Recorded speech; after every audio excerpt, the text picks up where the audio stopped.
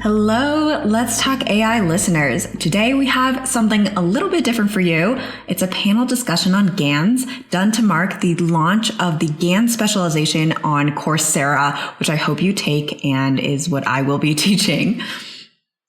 This panel discussion convenes Ian Goodfellow, who is the inventor of GANs, Anima Anand Kumar, who's the director of machine learning research at NVIDIA, and NVIDIA builds amazing GANs, state-of-the-art GANs. We're joined by Alexi Afros from Berkeley. He's a professor there and his lab has produced some of the most amazing state-of-the-art GANs as well, especially around style transfer for turning a horse into a zebra, for example. And finally, we'll also have Andrew Ng, my advisor there, with me, and I'll be moderating the panel for hopefully some fun discussion, but also for some insightful advice to listeners out there. So Sharon, I'll turn it over to you now. Thanks so much, Ryan. And if what you saw in the keynotes caught your fancy or went over your head, that's what the specialization is here for. And you'll get to learn from the very basics of what is a GAN to the state-of-the-art in style GAN that Anima had shown. So with those fantastic keynotes from Ian and Anima, let's start off by letting the new faces in the room, Alexi and Andrew, say hi to our audience. Alexi? Hi. Well done, Alexi. Hey, it's great to see. Maybe a sentence about yourself. Hey, go for it, Alexi. Hi, I'm Alexi Afros. I'm a professor at UC Berkeley doing computer vision and computational photography, and I've been a huge fan of GANs. I don't fall in love with papers often, but this was definitely love at first sight, and so I'm really excited to be part of this GAN story. Sharon, thanks to all of you from all 140 countries and all the time zones for joining us middle of the night, morning, evening. It's really exciting to be here. Yeah, I've had the pleasure of knowing Ian for a long time. It's great to reconnect with him and with Alexi, whom I think I first met when we were both PhD, about to enter PhD programs, and we ran into each other touring different university campuses, and really grateful as well that Anima and Sharon are here. GANs are big movements. It's one of those amazing technologies that frankly wasn't working so well 6 years ago when Ian published his first paper, but now has really taken off thanks to the work of really NVIDIA and many other groups around the world. And it feels like it's poised to find a lot of exciting applications. And I was really struck by Ian and Anima's comments on the concrete use cases where GANs are no longer something that generates cool pictures you look on the internet, to things that are really useful and are going to people's mouth in the dentist's office. So I hope that some of you watching online today will take the GANs specialization and learn about these tools and then go home, build amazing things that'll go make life better for a lot of people. Thank you, Alexi and Andrew.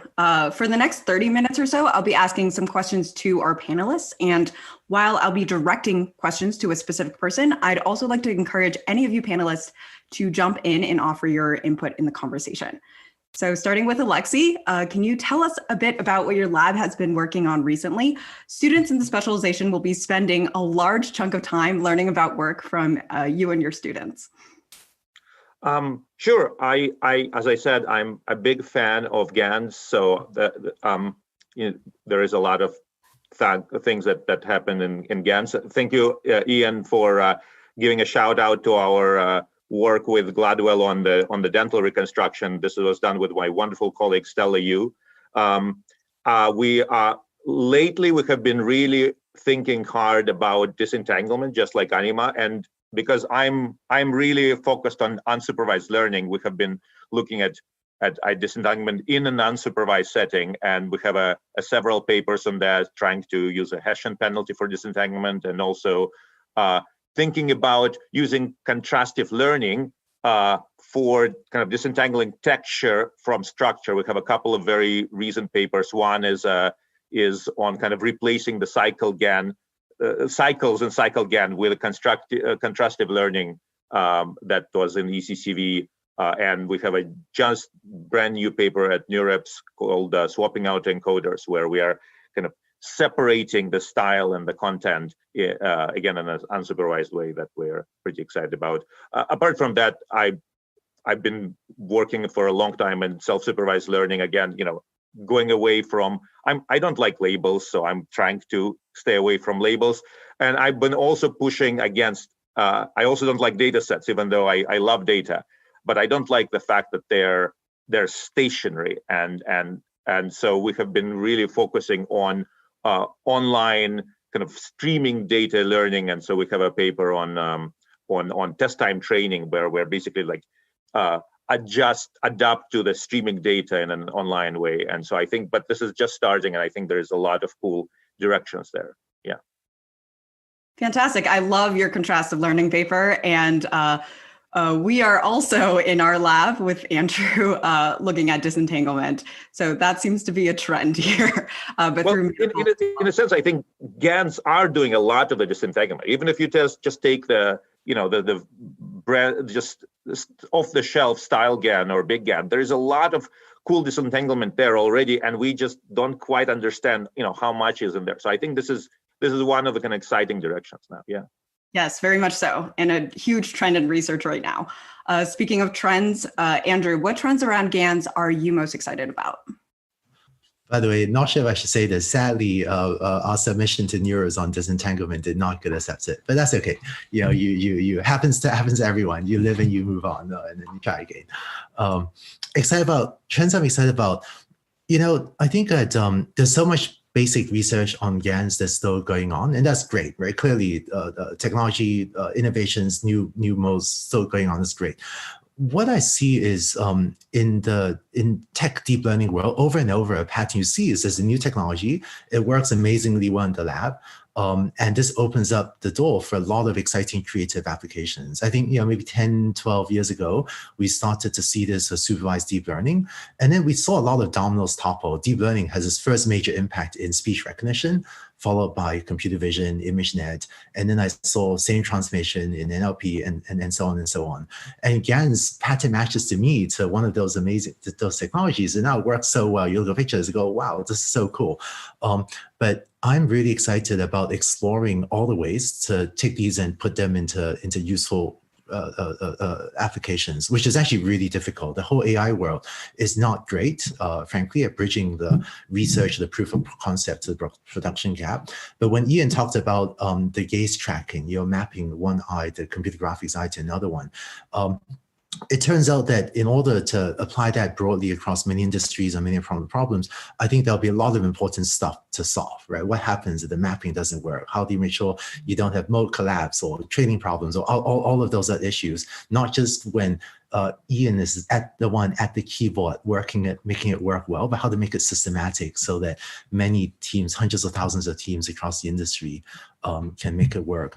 And I'm also excited about the creativity that GANs could unleash, everything from Photoshop 2.0 to all the ways we have to manipulate images. I hadn't realized Apple had such cool work on AR using GANs, but I think all the creativity, we need more people to understand these algorithms so that they can be the creative ones to come up with cool new applications.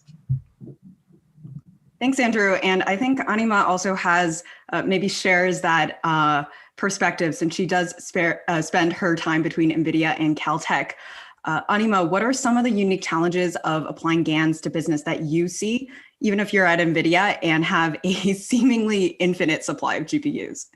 Well, it's really exciting to be working at NVIDIA, but like everyone else, of course, we want to make a good case for why we use GPUs, right, and use it for good benefits to humanity, and that's where I'm very excited by my colleagues at NVIDIA who've been pushing so hard and making GANs photorealistic, get to these really high quality images that have now passed the Turing test, whether it's TileGAN, GoGAN has, I think now maybe even up to 1 million downloads, where you can turn into an artist and you can give like rough, broad brushes of the landscape you want to draw, and then it turns it into a really impressive image.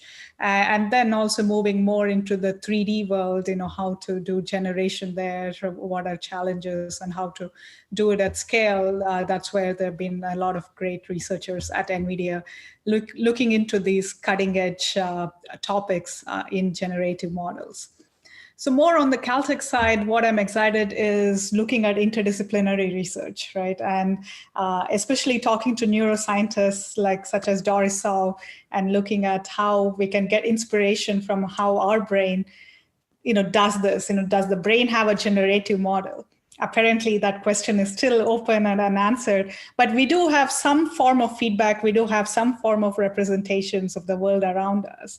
And when we are seeing and perceiving, we are hallucinating to get to the actual image. We are not just taking in external input from the world. We are also building based on our internal representations and doing it as a feedback. And so some of the recent work we've been looking at is how to add this kind of feedback to any standard feed-forward neural network architecture. And that can be a lot more robust to all kinds of corruptions that it hasn't seen during training. Because that's the other important aspect to bring it to the real world, that these models have to be robust. The current brittleness that even if you have a small amount of imperceptible noise, it's completely going to throw off your predictions is not one that can be brought into the real world.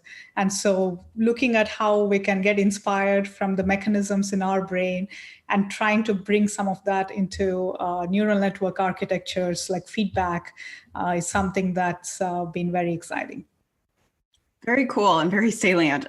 Going off of kind of the utility of GANs, Ian, can you expand a bit more on some of the topics you mentioned on using GANs for good from your keynote, particularly pertaining to perhaps differential privacy or combating bias? Yeah, and a lot of these are areas that have only had little nibbles on them in the research literature that I'm hoping people from this event go on to explore in more depth. One of them is differential privacy. The idea behind differential privacy is you can train a machine learning model in a way where it doesn't memorize the individual characteristics of individual examples in the training set. So if that model you're training is a GAN, it can then make you new data without revealing anything about the real data that went into it at the start. That's super powerful for medicine. We've seen a proof of concept from Casey Green's lab where they actually trained GANs on medical data, and then they're able to make new fake medical data that can be released publicly, and effectively an infinite amount of it. Especially because it's really hard to pool data from different clinics because of things like HIPAA considerations. Things like differentially private generative models seems like a really good way to get over the data scarcity problem in medicine. For a lot of other topics, there's reasons why you might want to generate more data for a given area with a GAN. If you want to, for example, support a language that isn't spoken very commonly, it might help to generate more data for that language. Or there's a startup called View.ai that allows people to visualize themselves in clothes available from a retailer. Traditionally, you'd have to rely on the retailer having hired a model who looks kind of like you. And now you can use the GAN from View.ai to generate somebody who's your race, your skin color, your hair color, your body shape. It makes the whole model photography process a lot more inclusive in that sense. So I think there's a lot of different things that you can do. Those are just a few things starting to scratch at the surface. Thanks. I think Anima had touched on this a little bit before in terms of how GANs, there's still a gap between GANs in the real world and decision-making environments versus an understanding where they do learn and are effective and where they might fail. Ian, did you want to touch a bit about this? Yeah, it's also pretty similar to what Andrew said about how supervised deep learning went from the lab to the real world.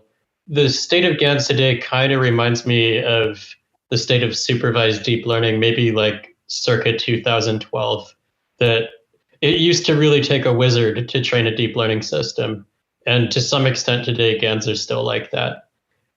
Now deep learning is considered relatively reliable, and it's because we found all these nice recipes, like always using ReLUs, always using momentum, maybe having a few technologies that didn't radically change the paradigm, but made it so much more reliable, like Atom and ResNets. I'm hoping that we get those kinds of reliability technologies that help us to apply GANs in lots of applications without needing a GAN wizard.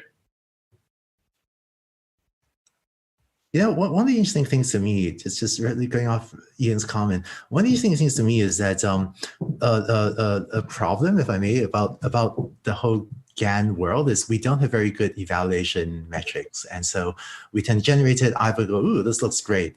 In fact, one of the pieces of work that I found really interesting was some of Sharon's work on hype.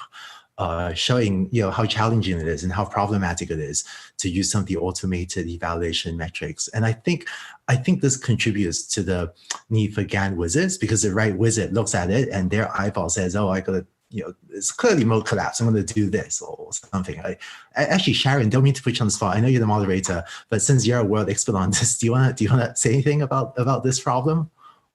I think evaluation is a big problem in GANs, and you'll get to learn about it in the specialization. But because it is a problem, I think it very much depends on your downstream task and what you want to use your GAN for. So your GAN can help your other AI models, which is cool, but then you can evaluate your GAN based on how much it does help your downstream AI model, like classification, segmentation, and the like, or it could be around realism. And then I think it's really important that we have humans in the loop who we humans are the gold standard, perhaps, of evaluating realism. And in terms of democratizing GANs, which Ian was talking about, I think some of the really interesting work was the work by the NVIDIA group, open sourcing stuff, so the rest of us could use it. So I've gone to the NVIDIA website and looked at, maybe Anima, you want to? Yeah, and I'm happy to announce just a few days ago, we announced the release of Imagineer. So that's all the, very sophisticated and cutting edge GAN models. We've now put them all in one place. Mingyu's group has worked hard to have a hackathon for the past 6 months and get all that in great shape so that everyone can use it. So we'd love for more people to check this out through this, throughout this course, and maybe adopt some of those models.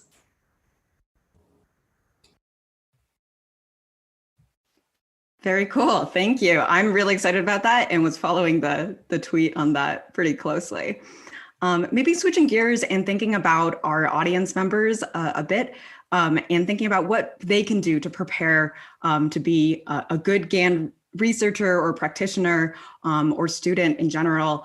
Alexi, maybe to start, what makes a good AI researcher in your lab, and what characteristics do you see in your students that you like? Well, I mean, my lab is I'm pretty happy to say that all the main characteristic of my students and me also is we're all a little bit crazy. I think it's kind of important to be a little bit crazy if you want to do research. And I think really it's the same things that, in any discipline. You want to, you want to be imaginative. You don't want to focus on short term. You don't want to have, focus on getting papers out every, 3 weeks. I think it's all about having some kind of thing that you really, really want to do, and just trying to go there.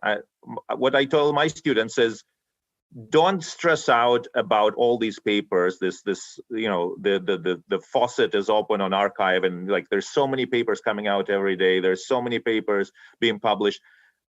There is this idea in medicine. When they graduate from medical school, they tell you there is a concept of half-life of knowledge. So they say, okay, remember, 5 years from now, half of what we have taught you in medical school will turn out to be false, right? Just because, science moves forward. And I think in ML and in GANs, that number is maybe 3 months. Half-life of knowledge in GANs is about 3 months. So I would not worry about every single paper, every single thing, every single trick. It's fine. You can wait a little bit and see if it actually works, if it takes off.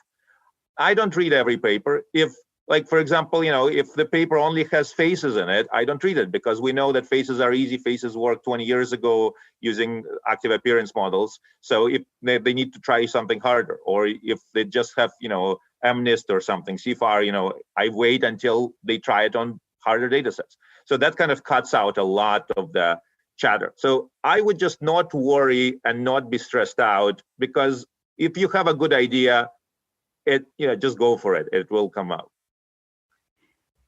Definitely. And I will say I have been scooped before. I think I was thinking about doing a semi-supervised GAN at some point, looking to NVIDIA. But Anima, as a fellow woman in AI, I and others definitely look up to you for advice and inspiration. And it's without a doubt that you've lended incredible support to your students, and you're a role model to a lot of women looking to go into AI. What advice would you give to the women and girls tuning in and who are learning AI? Thank you, Sharon. And I'd love to see more diversity and inclusion in our field. I think there's been incredible awareness in the last few years, and the majority has been supportive and positive, right? So despite all the trolling and some of the negativity, I think the positivity overwhelms at the end of the day. And that's why I continue to speak out, and I continue to make sure that we create a healthy environment for everyone in the community. And so what I would say is to keep fighting. If you are seeing a problem, whether it's a technical problem or it's a societal problem, right? It's something you care about. You may not see the immediate returns. You have to not only fight for it, also find the allies, find your support network, and also learn how to communicate well, because whether it's a research aspect or everything else, we want to see change in the community. I think at the end of the day, we need that support network, and we need to make sure that we create the awareness. Definitely. And on the business side, for those tuning in on the business side, as a successful CEO, founder, and professor, Andrew, what's your secret in managing your time and keeping yourself updated on AI? And what kind of advice would you give to folks tuning in from the business side? Should they take this specialization? Yeah, actually, before I'll answer, just a shout out to Anima for really consistently speaking up on social matters at issue that matter. I feel like we live in a world where there are, lots of ups and downs, and I guess watching the U.S. U.S. presidential debate just last night, I think it's more important than ever that when all of us have a strong opinion on something, right or wrong, that we speak up, because I think every voice matters. I think Anima has been a consistent voice in that, and I think that's great. And I think Sharon, released an app on the internet to help anonymize protesters, to protect them. I think it's wonderful that Sharon just woke up and said, "This is a social cause. I'm a deep learning researcher. I want to build this because I can make the world a better place." So I think every one of you watching this online, your voice matters. Don't ever think that, individually our voices are limited, but collectively we, the AI community, are incredibly powerful, but only if all of us speak up about the things that matter, so that we can shift the whole world toward doing more of the things we want that make people better off. And so I think so to answer Sharon's question, so much is happening. Really honest, one of my honest sources of knowledge is the badge, which DeepLearning.AI publishes. There's a large team of writers that our editor-in-chief Ted Greenwald organizes to try to synthesize the most important AI news to share in a very succinct form with everyone. The issue that's going out later today of the badge is a GANs special issue. So covers a bunch of cool research on GANs, some of which I actually honestly did not know about myself until Ted and his team found those stories and synthesized them. So I actually use that. And then I think fortunate also to have friends.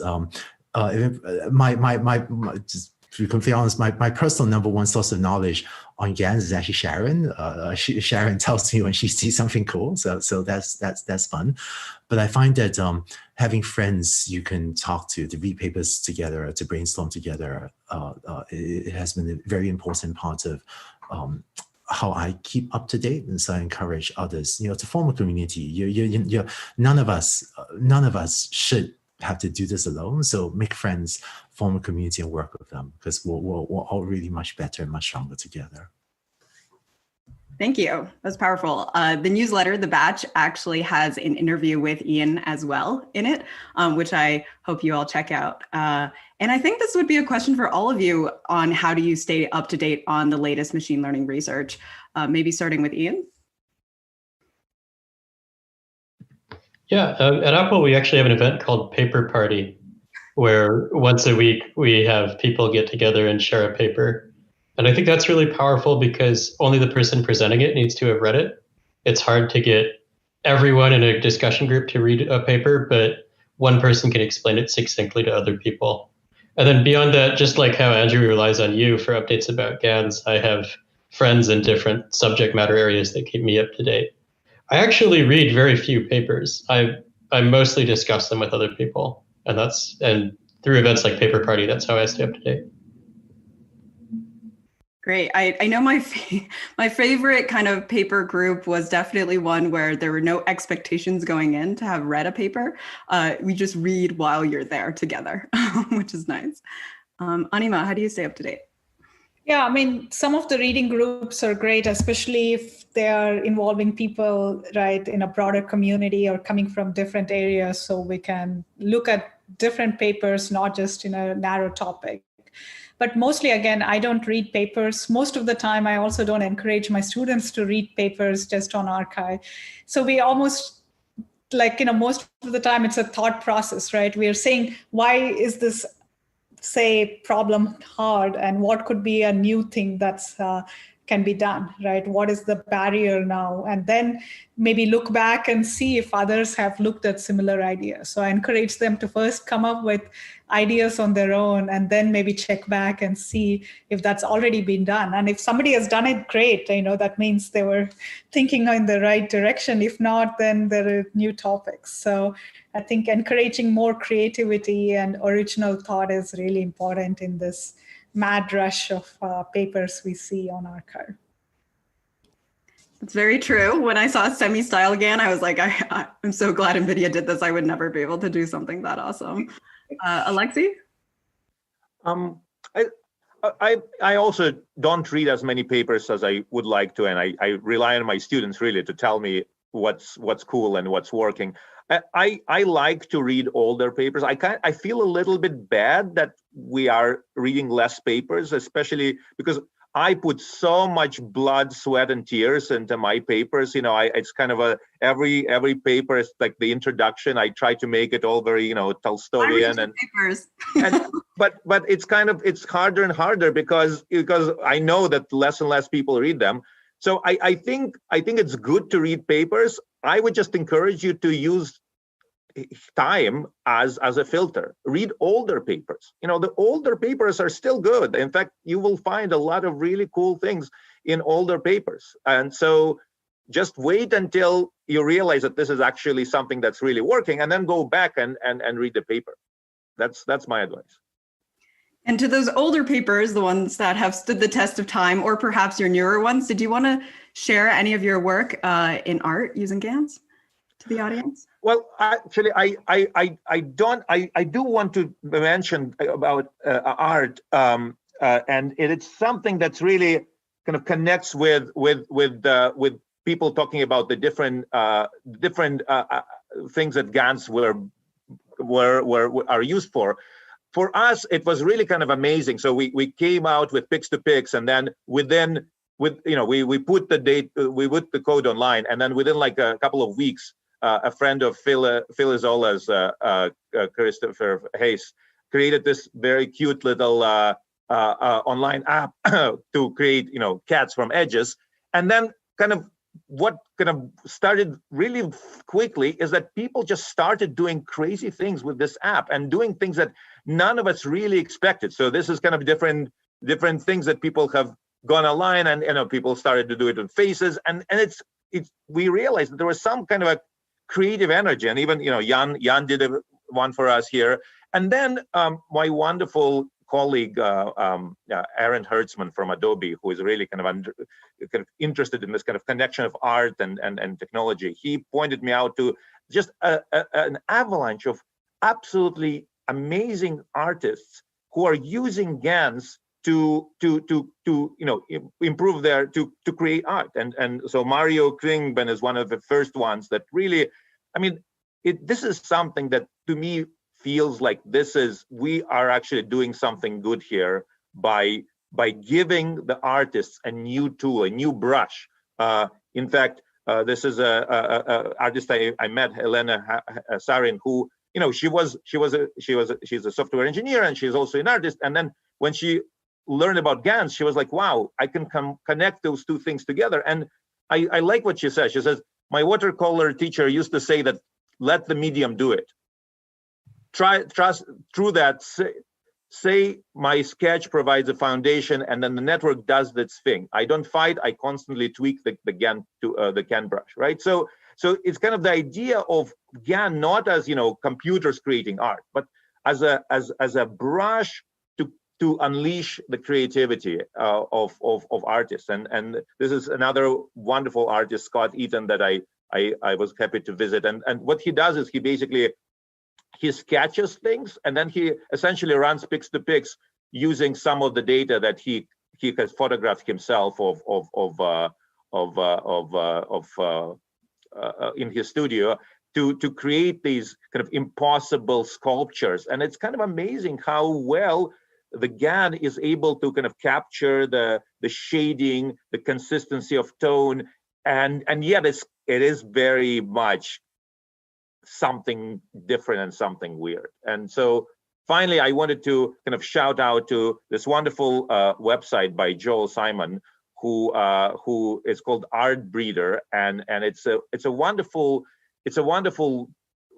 thing to try to kind of unleash your creativity with very simple set of kind of rules where you're just kind of you're walking in the GAN space. I think they use Big GAN, and they kind of combine different latent vectors together.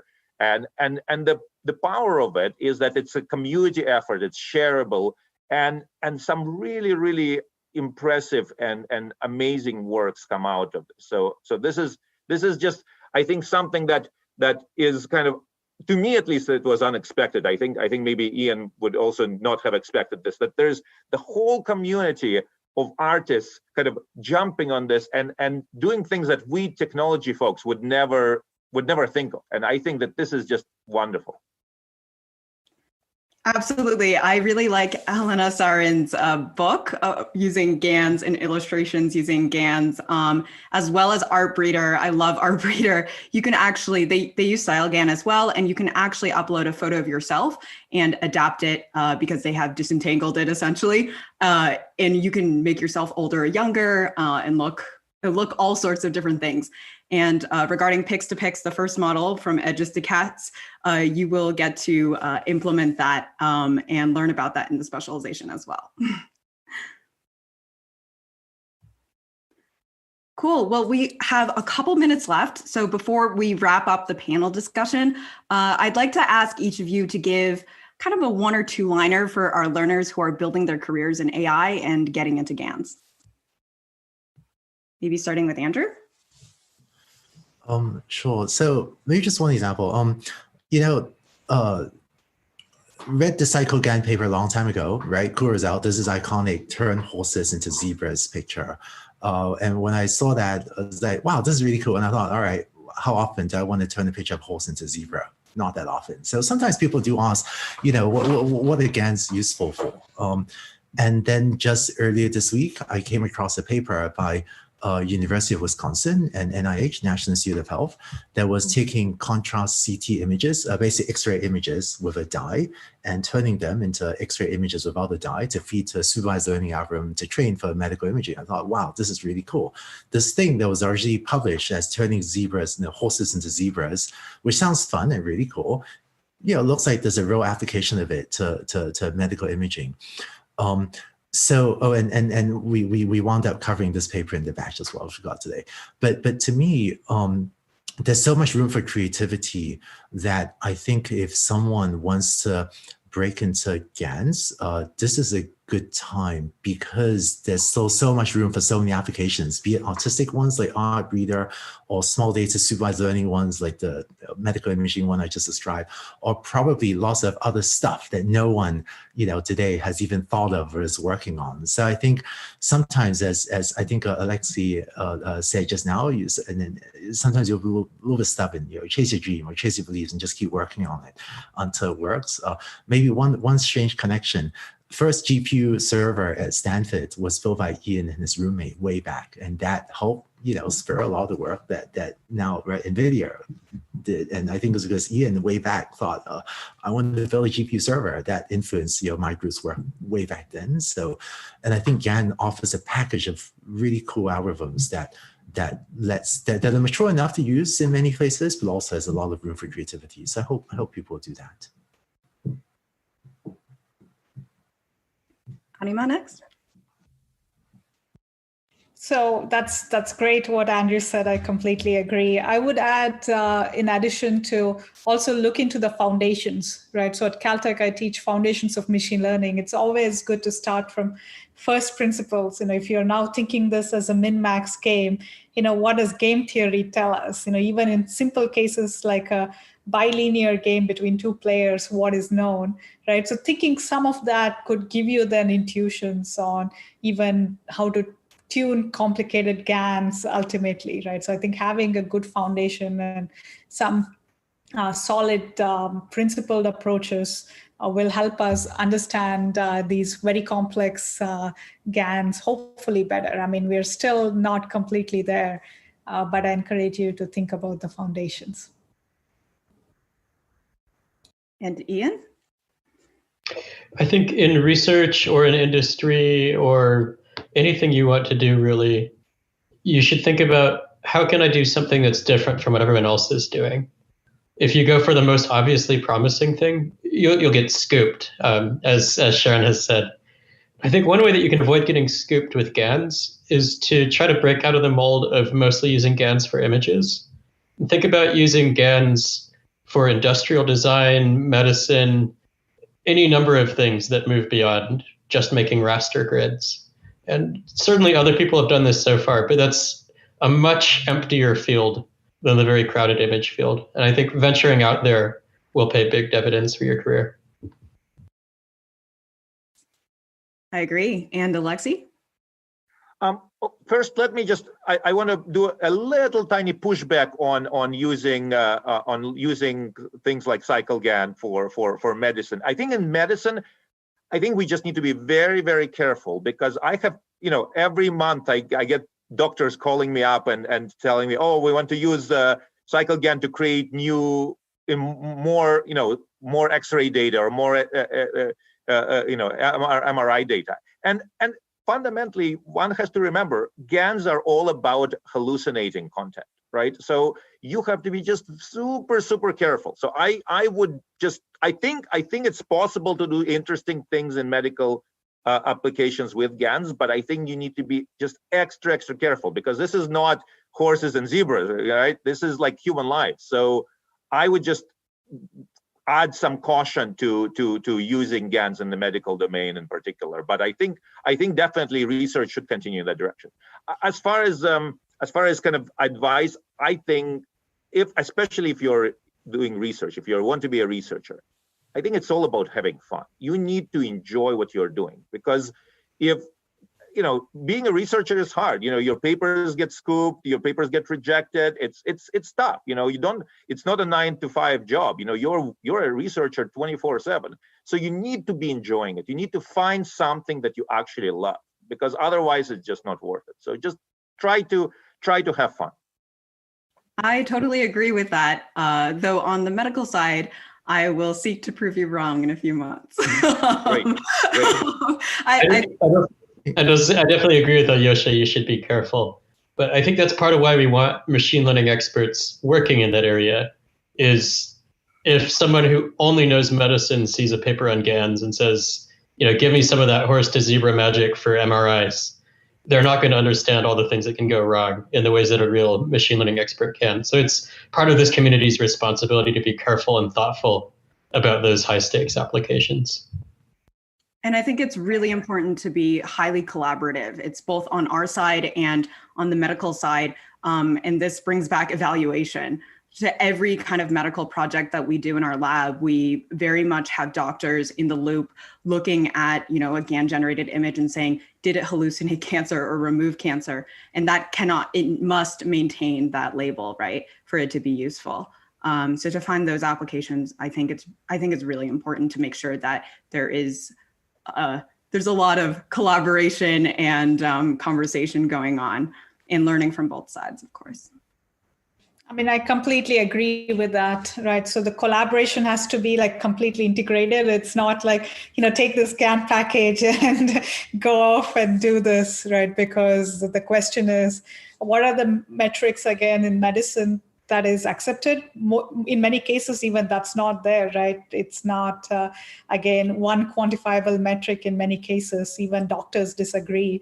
And I've been working with Andrew Hung, who's a professor of urology at USC, and we haven't gone to GANs yet. We are doing just the first steps of understanding gestures in robotic surgery and how to do that accurately, and hence give feedback ultimately to surgeons on how they did different gestures and what were the outcomes. And that's opened my eyes into the kind of complexity that goes into, deciding what is a gesture. Was this an effective one or not?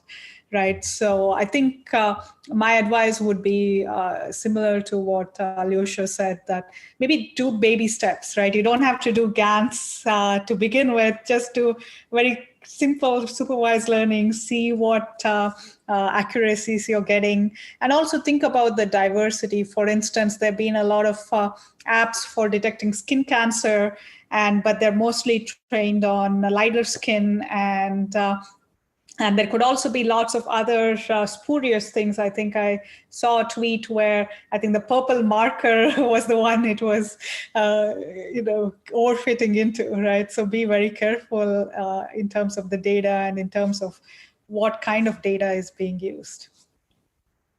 Absolutely. So thank you, everyone on the panel. I'll now be sourcing questions from our YouTube chat. So if you are watching and you have some questions, please post there and we'll be addressing them as they come.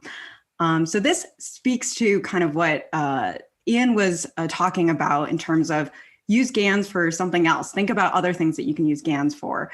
And one audience members asked, are there any applications of GANs in NLP, and can we use GANs for NLP data augmentation? Ian, did you want to take that? Anyone can. I'm maybe not up to date on this topic. As Alyosha said, the half-life of GAN knowledge can often be like 3 months. NLP has definitely been one of the areas that's been harder to tackle with GANs. I wrote a paper with lead author Liam Fetus back in about 2017 called Mask GAN, Filling in the Blank, where we thought we had gotten GANs to make sentences that were more structured and grammatical and meaningful, but lower probability than you would get from traditional maximum likelihood text modeling. Later, Liam actually did some follow-up work where he showed with other people that the mask GAN was not really any better than a probabilistic model. You could get the same effect by reducing the entropy of a traditional maximum likelihood model. So generative models, certainly you can use them in NLP, and basically every NLP model that we see these days is a generative model in some ways. GANs specifically seem a lot harder to apply in that particular domain. Cool. Another question is, how can GANs be used for style transfer? And yes, we saw it could be from Alexi's amazing presentation. But how is it similar to original neural style transfer algorithms? Alexi, do you want to take this one? So, okay, I think there's kind of two separate directions. I would say one is the kind of cute things that we computer science geeks do, like neural style transfer and different kind of image-to-image translations, like the stuff that we did, and separately from that is using GANs for artists by artists. And remember, the artists are going to be using whatever they find. They can download a Pix2Pix or CycleGAN or Neuralstein Translate, but that's not really the important part. The important part is not the technology. The important part is what they do with it. And sometimes they take the most silly, old school stuff and make amazing art with it. So I think this is kind of a separate thing. So in terms of like neural style transfer, the Gaddis paper, I really love that paper. That was a beautiful paper, but that's not really, I would not call that art. That is just kind of a cool, Instagram filter or something, right? Because it's not, there is no soul there. And so I think we as, technologists can provide all of these kind of little tools, little brushes, but I don't think we can claim anything more than just, kind of cool filters. And then we have to let the art community see, what we offer, pick what they like, and see what they do with it. So I would focus on kind of just letting the artists decide and let the, they are the experts. They are the ones who are actually creating something that art should touch your soul. Horses to zebras, it's cute, right? But it doesn't touch your soul. But the stuff that for example, Helen does is really just like I have I have a book of hers, and it's something that speaks to me, right? And I think that's kind of what we're trying to focus on with giving the artist that tool. Yeah, I would agree with that. And this one would perhaps be directed to Anima. With GPU memory and computing power continuing to grow, how do you see GANs being used with video or 3D data in the future? Yeah, I think it's an exciting time when it comes to the convergence of data, compute, and algorithms, right? That's what I like to call the Trinity. And GPUs continue to get better. And there's also the convergence of the graphics and the AI side in NVIDIA. You see that with DLSS, which is the deep learning-based super sampling. So we are taking baby steps in terms of how to speed up graphics. But the question again is, what can traditional graphics do versus GANs, right? Should you just replace everything with GAN, or maybe some of it can be still the fixed computing? I think that's what we will look into in the coming years, how to have really fast, efficient rendering, both not just 2D, 3D, and also looking at multimodal data with both images and LiDAR, for instance, in autonomous driving. So in all these cases, how to speed up the generation of such images, but also look at very high quality photorealistic setup, and ultimately be able to create new shapes, new concepts.